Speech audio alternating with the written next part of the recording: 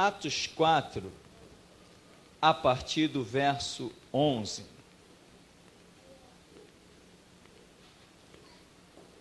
Diz: Este Jesus é pedra rejeitada por vós, os construtores, a qual se tornou a pedra angular.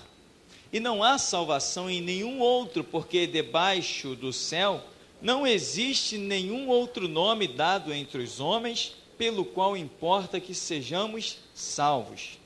Ao verem a intrepidez de Pedro e João, sabendo que eram homens iletrados e incultos, admiraram-se e reconheceram que haviam eles estado com Jesus. Vendo com eles o homem que fora curado, nada tinham que dizer em contrário, e mandando-os sair do sinédrio, consultavam entre si, dizendo: que faremos com estes homens? Pois na verdade é manifesto a todos os habitantes de Jerusalém que um sinal notório foi feito por eles e não podemos negar. Mas para que não haja maior divulgação entre o povo, ameacemo-los para não mais falarem neste nome a quem quer que seja. Chamando-os, ordenaram-lhes que absolutamente não falassem nem ensinassem em o nome de Jesus. Mas Pedro e João lhes responderam: julgai se é justo diante de Deus ouvir-vos antes a vós outros do que a Deus, pois nós não podemos deixar de falar das coisas que vimos e ouvimos. Depois, ameaçando-os mais ainda, os soltaram, etc. Você pode parar por aí em nome de Jesus. Amados, hoje um pensamento subiu à minha mente.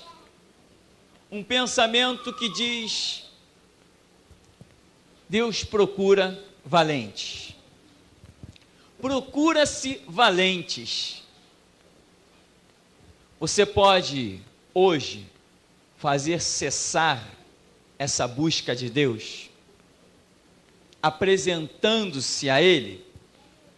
Mas como é que se apresenta? 2 Timóteo 2,15: procura apresentar-te a Deus aprovado, obreiro que não tem do que se envergonhar e... Aí que está o grande mistério. Maneja bem a palavra da verdade. Muitos estão dizendo: Deus, eis-me aqui.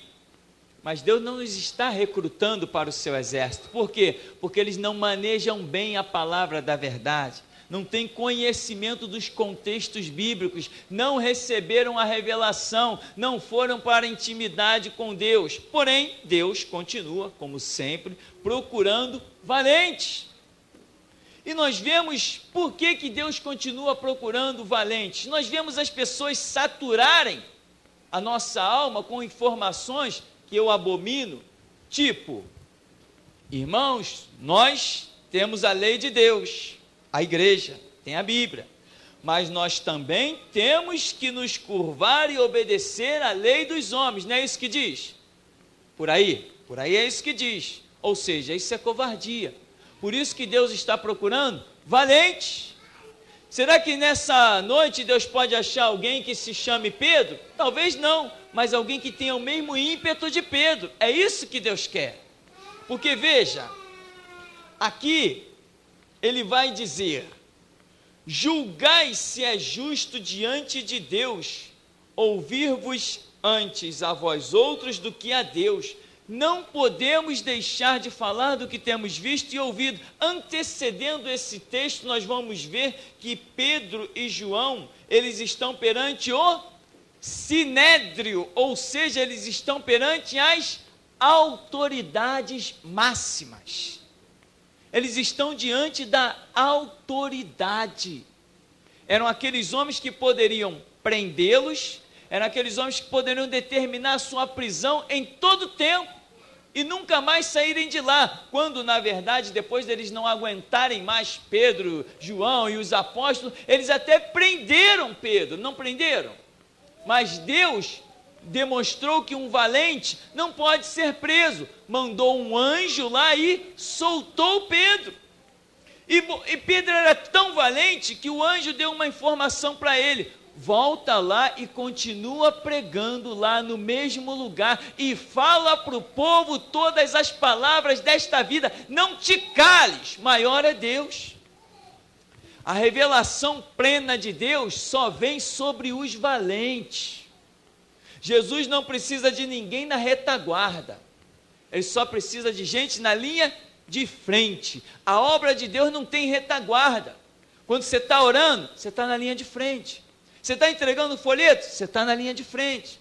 Você está falando de Jesus pelo telefone, por carta, seja como for, você está na linha de frente, porque a palavra de Deus não recruta um exército com gente atrás, é todo mundo na frente, todo mundo batalhando, todo mundo guerreando, e Deus continua procurando homens hoje, porque você quer ver que texto interessante diz aqui, no verso 14, no 13 diz, ao verem a intrepidez de Pedro e João, sabendo que eram homens iletrados e incultos, admiraram-se e reconheceram que haviam eles, o quê? Estado com Jesus. Meu irmão, você pode ser inculto e iletrado, pode ser um burro, mas se você está com Jesus, todos verão que há diferença na sua vida. As pessoas podem olhar para você, aquele camarada ali é burro, nunca estudou matemática, sabe nada de português, mas a diferença é se você andou com Jesus, isso que faz a diferença. E eles, vendo que a intrepidez de Pedro, normalmente quem tem intrepidez são aqueles que estão nas academias, são os homens letrados, os estudados, né? Aparecem nos seus tribunais cheios de eloquência, mas a eloquência deles nem se compara a de Pedro. Julgai aí entre vós, quem que nós temos que ouvir? Esse Jesus a quem vós crucificastes, Deus o fez Senhor e Cristo. Ele é a pedra angular de esquina que vós, olha a acusação de Pedro na cara do Sinédrio, vós edificadores, porque eles tinham sido a nação para primeiramente edificar, vós edificadores rejeitaram, mas ele foi posto como pedra principal de esquina, ele é o principal. E tem mais, não há salvação debaixo de nenhum outro nome, a não ser no nome de Jesus. E você, o que tem dito por aí? Que todos os caminhos levam a Deus? Você conhece outro caminho além do evangelho que conduz o homem a Deus? Se um dia aparecer um outro caminho sem ser o evangelho que conduz o homem a Deus, eu deixo de ser um pregador do evangelho. Eu me recuso, porque Jesus teria me enganado a vida toda. Porque ele disse, eu sou o caminho, eu sou a verdade, eu sou a vida, ninguém vem ao Pai senão por mim, ele é único, e é isso que você tem que pregar. Deus está procurando valente, não negocie essa verdade, verdade não é para negociar, porque verdade não tem preço, meu irmão. Pela verdade é que Deus encontra homens valentes, para irem até a cruz, para ter a cabeça numa bandeja, para desafiar as celas, porque Deus procura valentes. Você vê que Paulo, lá em Atos 19, os homens vão dizer assim, olha, esse Paulo aí que está pregando na cidade, como era o nome da cidade? Efésios, tinha uma deusa pagã lá, como é que ela se chamava? Diana. E aí estão dizendo assim, olha, esse Paulo está anunciando que não são deuses o quê? Os que se fazem com as mãos. Ora, irmãos, nossa profissão vai cair em descrédito. Olha a preocupação deles, como sempre é a mesma. Aqui em Atos 4 com Pedro, eles estão dizendo, olha, eles fizeram um sinal notório, nós não podemos negar. Mesmo assim negaram, não negaram? Negaram, disseram que não podiam negar o sinal, que ele botou um paralítico que tinha 40 anos, desde nascença o homem era paralítico, Pedro e João mandaram aquele homem se levantar, eles disseram que não puderam negar, mas negaram, então o interesse deles era pessoal. Aí aqui, lá em Atos capítulo 19, ele diz assim, irmãos, a nossa profissão vai cair em descrédito, ou seja, o nosso salário vai ser diminuído. Se a profissão vai cair em descrédito, não são deuses os que se fazem com as mãos. Juntou um tumulto, a cidade por 2 horas clamou uma frase. Que frase foi essa? Grande é a Diana dos Efésios. Entraram na casa onde os amigos de Paulo estavam, foi um tumulto danado, a polícia da época teve que intervir, foi um quebra-quebra. Tá bem, abrandou-se a situação, muitos diriam, acabou, Paulo saiu da cidade, etc. Nada disso, porque alguns anos depois, Paulo está escrevendo uma carta aos Efésios, a igreja que está em Éfeso, e ele está dando para esta igreja a armadura de Deus. Quando ele passou por lá, ele cumpriu o propósito dele como um valente, ele foi lá para fundar uma igreja e fundou. E tem mais, Jesus vem em Apocalipse 2 e diz, ao anjo da igreja que está em Éfeso, aquela que Paulo, valente, foi lá e fundou debaixo das batinas da Diana dos Efésios. Deus procura valentes. Tem valente nessa noite? Quiseram apedrejar Paulo, quiseram acabar com ele. Depois daquele tumulto, disseram o seguinte, demos um jeito nele. Nada, deram nada. Porque quando Jesus em Apocalipse 2 está mandando João levar um recado para a igreja de Éfeso, está dizendo assim, eu conheço as tuas obras e a tua perseverança. Paulo era um homem perseverante. Quando ele fundou uma igreja, ele deixou frutos gloriosíssimos. E aquela cartinha que Paulo escreveu para os Efésios, hoje ela é uma fonte de edificação tremenda para as nossas vidas. Procura-se valentes. É isso que está acontecendo. Nós temos episódios, não há como ler todos os textos, todas as referências, mas nós temos uma história de um homem chamado Elias. Já pensou um Elias hoje nas ruas do Brasil? Já pensou? Já pensou? Então pense em você como um Elias hoje. Pensa que Deus não vai achar outro Elias, mas pode achar você. Porque Deus está procurando. Elias tipifica no Antigo Testamento o próprio Deus. E a igreja está remida no sangue de Cristo e na palavra do testemunho.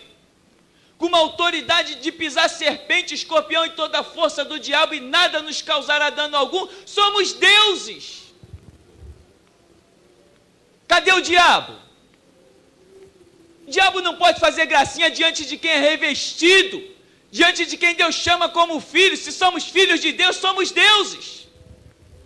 Essa é a expressão do Salmo. Não sabeis vós que tem a palavra que sois deuses? Se tu tem a palavra, tu tem tudo, porque está escrito, eles, pois, o venceram, pelo sangue do Cordeiro e pela palavra do testemunho, e não amaram suas vidas até a morte. Estamos acima de qualquer principado, qualquer potestade, qualquer bruxo, feiticeiro, guru. Eu dou até o meu sangue para algum bruxo fazer uma macumba para mim, dou fio de cabelo, dou identidade, dou o que eles quiserem. Porque eu sei em quem tenho crido, estou bem certo que Ele é poderoso.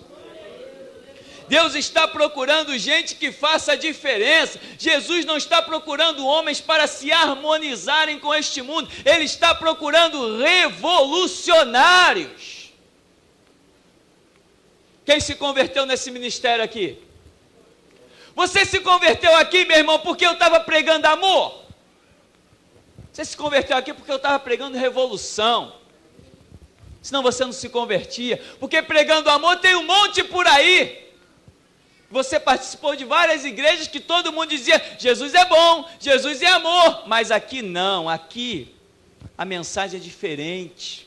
O amor está incutido lá no meio, o Jesus é bom está incutido lá no meio, mas acima de tudo está a revolução, porque Paulo diz que Ele nos libertou. Se ele nos libertou, nós éramos o quê? Escravos, tínhamos um Senhor dominando sobre a nossa vida, e a Bíblia diz que um valente só é expulso quando vem outro mais valente do que ele. Deus está procurando valentes nessa noite para libertar vidas. Não é quem engole palavra, não é quem tem medo de nada nem de ninguém. Pedro não respeitou as autoridades. Eu posso não me chamar Pedro, mas que eu estou perseguindo a mesma coroa que ele, isso eu estou. Paulo não respeitou os conceitos religiosos de Efésios. Eu posso não me chamar Paulo, mas que eu quero imitá-lo, eu quero. Elias chega, olha, Israel está dividido, uma situação muito terrível. Um rei lá terrível. E todo mundo que queria comer alguma coisa, tinha que ir lá buscar no altar de Baal, um deus pagão. E o povo era obrigado a se curvar diante de Baal para pegar um prato de comida. De repente apareceu quem no cenário? Quem apareceu no cenário? Quem apareceu no cenário? Não, Elias não, tem que ser você agora. Diga assim, eu vou aparecer no cenário. Sou eu que vou entrar nessa história.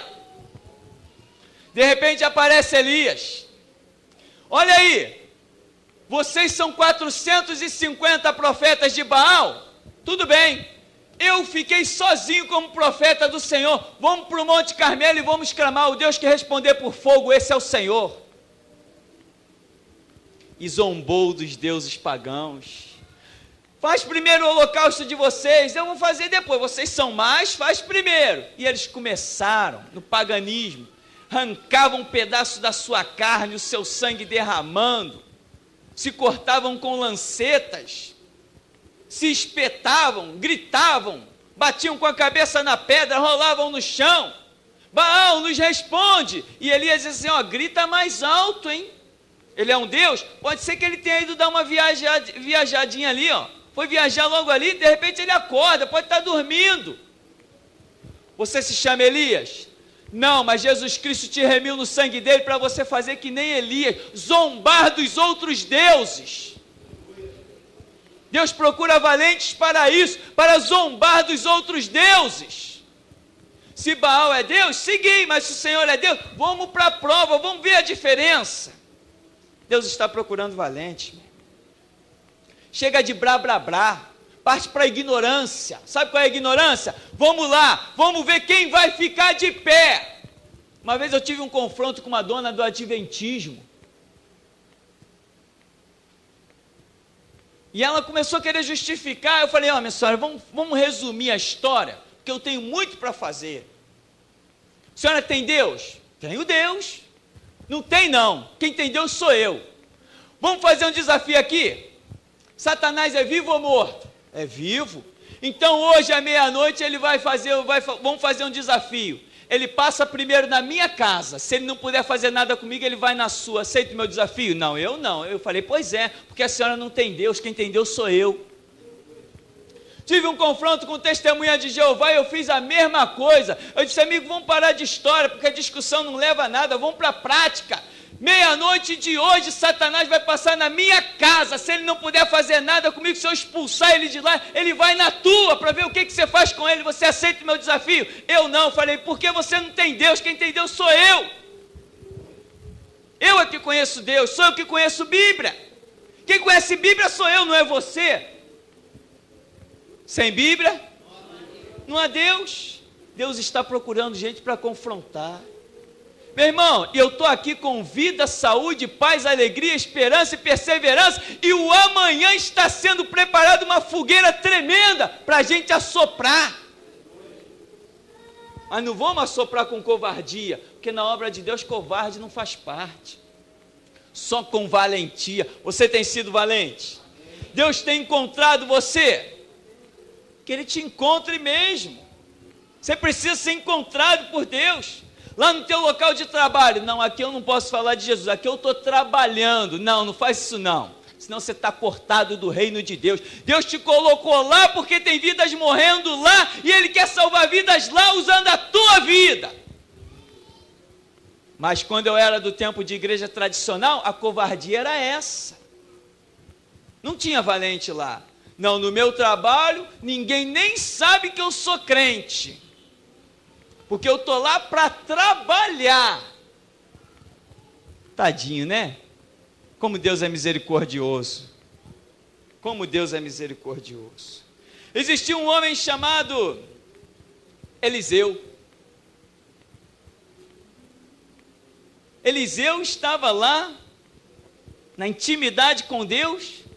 Tudo que o rei da Síria projetava lá não sei aonde no império dele, Eliseu chegava para o rei de Israel e dizia assim: olha, não passa em tal lugar não, porque o rei da Síria armou uma emboscada lá, tá? É assim, né? Que nem o ministério aqui que a gente conhece, né? Mesma coisa. Nós temos um Eliseu em nosso meio. Aí o rei da Síria, não é possível, nós temos um espião no nosso meio. Tudo que eu projeto contra o rei de Israel, o homem se esquiva. Reuniu o seu povo. Quem é o traidor aqui em nosso meio? Alguém chegou e falou: não, não tem traidor aqui não. O problema é que tem um Deus lá do outro lado. Olha, tudo que tu pensa na tua cama de dormir, o profeta Eliseu sabe lá, eu não sei como, mas que ele sabe. Vamos pegar esse Eliseu. Cercaram o homem no alto do monte lá da choupana de Eliseu. Geazi, um ajudante, quando saiu pela manhã, que viu aqueles carros todos cercando a cabana: meu senhor, o que faremos? Eliseu saiu assim, imagino eu, até esfregando o olho ainda.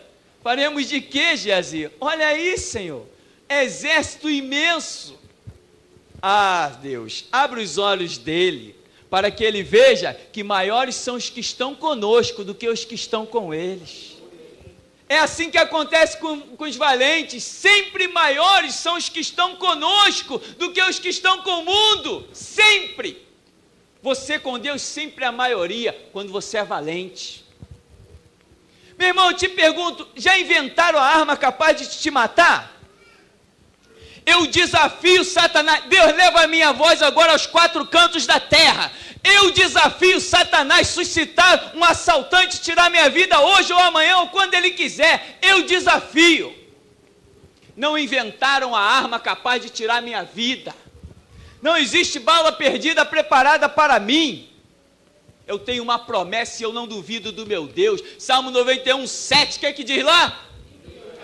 1000 ao meu lado, 10.000 à tua direita, e tu não serás atingido. Deus não é homem para que minta, nem filho de homem para que se arrependa. A questão é que Ele está procurando valentes.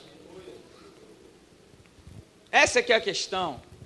Existiu outro homem chamado Daniel. Esse todo mundo conhece. Esse até o próprio Deus depois vai usar os profetas e vai falar nele. Que homem! Um jovem levado como cativo que fez uma diferença tremenda. Mal pisou em terra estranha, já foi fazendo diferença. Já foi botando à prova. Chamou o eunuco: olha aí, ó, vamos fazer o seguinte, nos dá só legumes. Depois vamos ver quem é que está mais robustecido, mais viçoso. E assim entrou na prova, logo caiu na graça lá do eunuco. Já foi parar na corte de Nabucodonosor. E diz a Bíblia que quando ele foi interrogado, a sabedoria sobre ele era 10 vezes mais do que os outros do Império Babilônico. Por quê? Por que a sabedoria dele era 10 vezes mais? Simplesmente porque ele conhecia o que nós conhecemos, o Deus da Bíblia. Ele tinha os pergaminhos, ele tinha conhecimento. A nossa sabedoria suplanta em muito a qualquer um. Se sentar no debate com a gente, vai ficar envergonhado. Porque a Bíblia diz: naquele dia, quando você comparecer perante o tribunal, perante o sinédrio, perante os homens, não temas com o que você haverá de falar, porque o Espírito de Deus é quem ministra nos vossos lábios. E a hora está chegando.